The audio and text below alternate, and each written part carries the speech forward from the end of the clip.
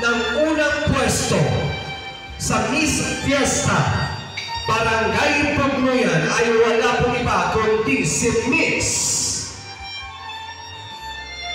Precious Lorraine Padua. Ang kanya pong eskwela ay wala pong iba kundi si Ginoong Ramses Panganiban.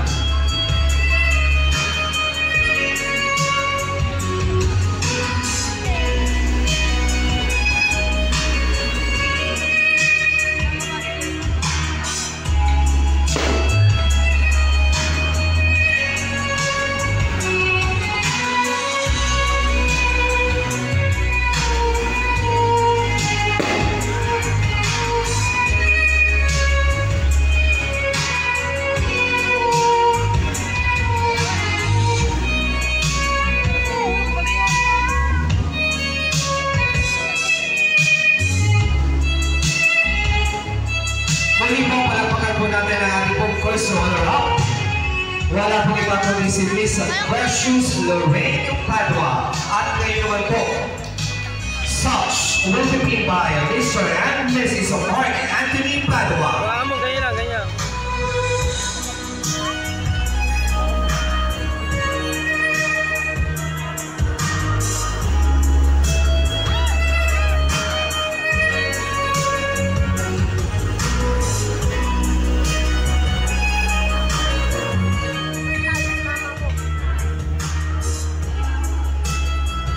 At ngayon po ay ginagawan na ang sash o kinakabit na ang sash ng mga magulang ng ating po first runners-up.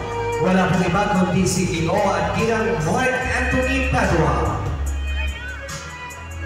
Maraming salamat po. At ang tempo naman po ay ibibigay ni Honorable Manatay Kagawad Jackson Manlises.